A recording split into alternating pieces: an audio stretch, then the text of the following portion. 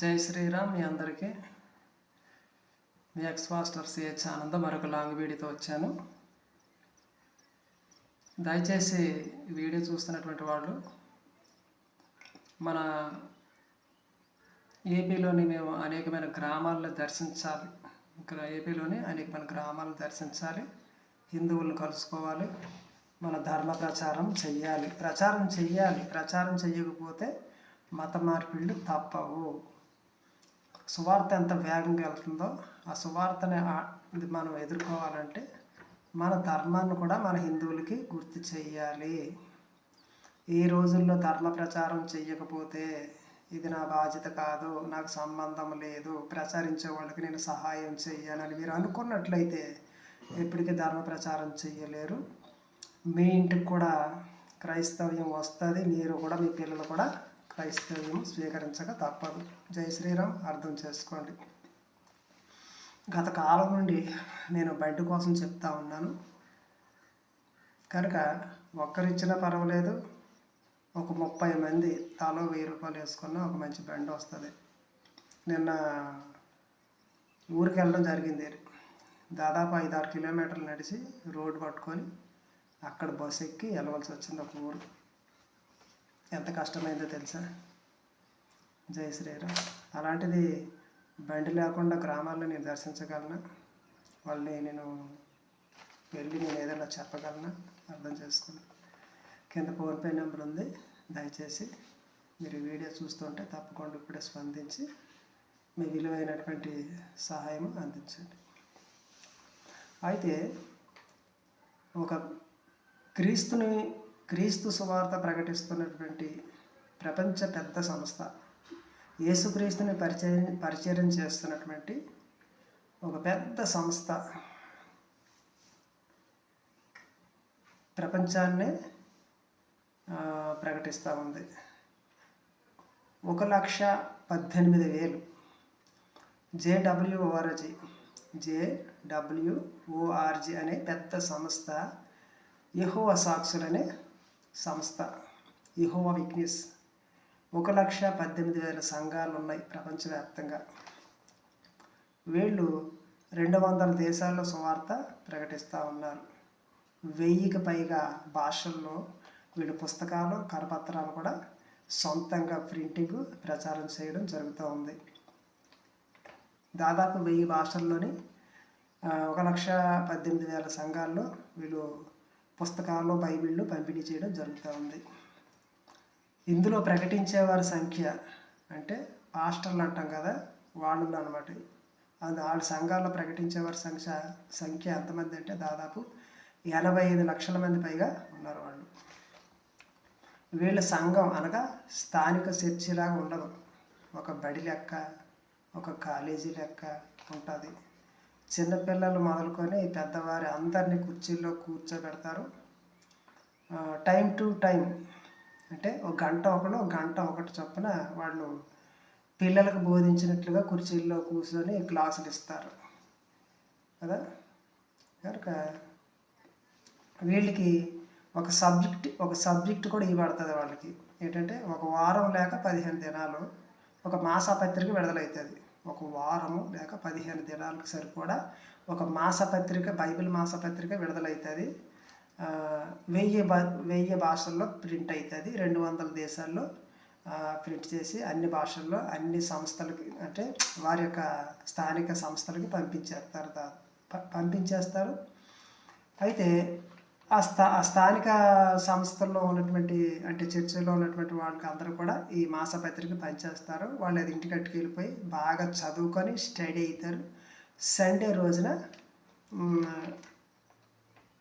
వాళ్ళు వేస్తున్న ప్రశ్నలకి వీళ్ళు ఇంటికి పట్టుకెళ్ళినటువంటి మాసపత్రికలో ఉన్నటువంటి విషయాలని వీళ్ళు చదివి వాటిని రూల్స్ తెలుసుకొని పాటిస్తూ వాటిని ఆ చర్చిలోని వాళ్ళు వేసే ప్రశ్నలకు సమాధానాలు చెప్తూ జవాబులు ఇవ్వాలన్నమాట. ఎవరైతే ప్రతి వారం చర్చి రోజున ప్రశ్న ఉత్తరాలకి సమాధానం చెప్తారో, ఇలాగ అనుభవం కలిగి ఉంటారో ఆ విశ్వాసుల్లోని, వాళ్ళని వాళ్ళ సంస్థలో ఒక అనుభవం కలిగినటువంటి వ్యక్తిగా, ఒక యెహోవా విట్నెస్గా ఎంచుకుంటారు. వాళ్ళు ఎంచుకొని వాళ్ళ ద్వారా వాళ్ళ సేవలో వాడుకోవడం జరుగుతుంది. అయితే సరే, ఆ విషయం పక్కన పెడదాం, ముందుకెళ్దాం. మన సమస్య ఏంటంటే రక్తం గురించి మాట్లాడబోతున్నాం. ముఖ్యంగా వీరి బోధలో రక్తం ఎక్కించుకోకూడదు.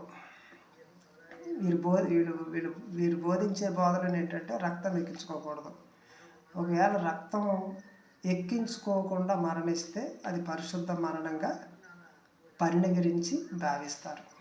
ఎందుకంటే వీళ్ళు బైబిల్లోని ఒక వచనాన్ని వీళ్ళు వాడుకుంటారు. అదేంటి, లేవికాండము 17వ అధ్యాయము 10వ వచనం 11వ వచనం మనం చూసినట్లయితే అక్కడ ఏం రాసిందంటే, చదివి వినిపిస్తాను, వినండి. మరియు ఇశ్రాయేలీయుల కుటుంబములలోనేమి మీలో నివసించు పరదేశులలోనేమి ఒకడు దేని రక్తములను తినినను రక్తము తినిన వానికి నేను విముఖుడై జనుల్లో నుండి వాడిని కొట్టివేయుదును. రక్తము దేహమునకు ప్రాణము.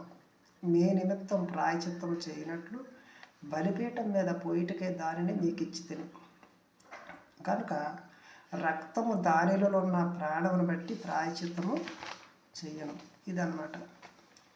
ఇశ్రాయేలు 12 గోత్రాల వారికి వాళ్ళు సున్నతితో కూడినటువంటి కట్టడ యెహోవా ఆజ్ఞ జారీ చేశాడు. ఆయన ఏంటంటే జంతువుల్ని మెడవీర్చి చంపేయడం అలా చేయకూడదు.